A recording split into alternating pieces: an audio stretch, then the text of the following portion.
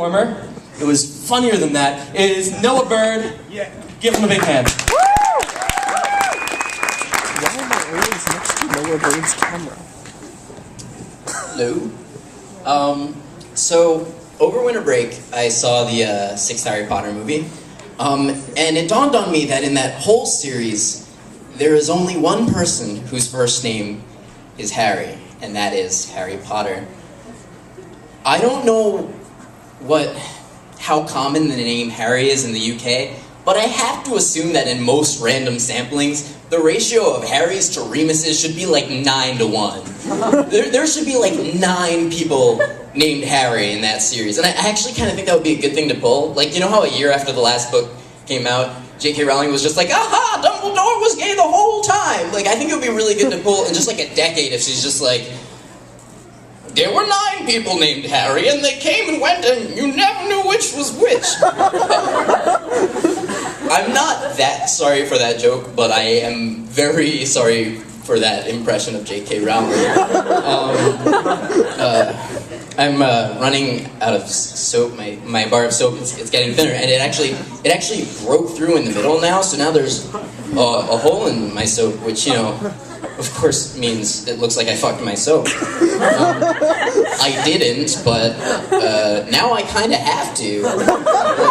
Like, I've never had a dick-shaped hole in my soap before. Speaking of masturbation jokes, I have like a really weird mental image I have in mind whenever I think about people masturbating, and it just goes completely contrary to like how I feel about masturbation. It's like extremely passive. I just imagine people just being really violent and like crying and sweating all over the place. I'm sorry, that wasn't a very good joke, but that also wasn't really a joke. That's just kind of a window into my mind. I wrote that bit about masturbating in here. Not just now, believe it or not, that joke actually went through an editing process. And like I was just writing by myself, and I really wanted, while I was writing it, I really wanted a cute girl to come up to me and ask what I was writing. Because like when you look like a little bit like you cut yourself and you have like a serious expression while you're writing, like, girls will just kind of assume you're introspective and poetic and like a stand-in for a failed past relationship. Oh, the surprise is in store for them. And so I've been in maybe that situation maybe once or twice in my life, and I always just kind of like Michael Cera my way out of anything good in a comically inept or like inarticulate way. But I think it would just be refreshing to just fucking blow it. To just be like, oh, what do you have there? What does it say? It looks like I fucked my soap. And it would be worse if the person would actually read what I said, because I can't spell masturbation. So it would just be like, wow, you fuck soap, and you're retarded. Now, I use the word retarded, and the reason I use it is because it segues into my bit about retarded people. I kind of think that I was born retarded. Like, I don't know, my parents had me when they were kind of old, and that kind of predisposes me to being a little bit more retarded. And my parents, like, my mom won't answer the doorbell, and my dad buys frozen corn dogs in bulk. Like, those are things only retarded people do. And I kind of think that, like, when I was like 8 years old, I just decided, like, no, I'm not gonna do that. Like, I trained myself out of it. But that becomes problematic, because then I don't have sympathy for people with legitimate learning disabilities. Yeah, that's actually the end of that joke.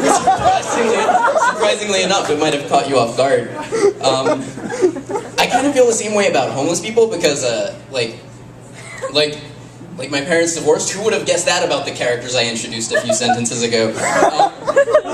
Like, my parents are divorced, and so there's like the angsty teen in me, like, that when I go home, I just think, you know, going back and forth between their houses, I'm like, I'm a wanderer. I don't have a real home, but like, that's bullshit, because I have a roof over my head. I have 2 roofs over my head, and I can eat frozen corn dogs whenever I want.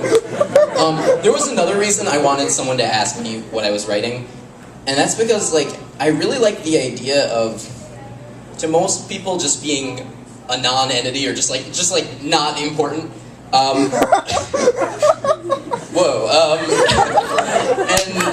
But just to like one person, just being like the terrible soap fucking boogeyman. Like I think that would be kind of nice. But I think I kind of ruined that possibility by being something like that character to most people I've come in contact with here. And I fucked up early. Orientation. I get on an elevator crowded with people, and someone's like, going down? I say, yup, which was true. Going downtown? Yup. But that was a lie. I didn't know at the time that Ithaca had a place called downtown. Like, I thought we were just riffing, because my sense of humor lies somewhere between, like, America's Funniest Home Videos and just saying words. Like, again, you're going down, yeah, going down, yeah. But that was not true. And I realized over the course of this elevator ride that this is a real place, the mystical downtown, and so we get to the bottom, and I realize, oh, I gotta get out of this. Sorry, I lost a lot of things in my mind just now. So we get to the bottom, and everyone gets off, and I'm just like, oh, I'm just gonna stay here and ride the rails like the homeless retard that I am. The worst part about all of that was what I was going downstairs to do was to go outside and night juggle, which is only slightly less creepy than soap fucking. I really think that's all I should share about myself right now. Okay, bye.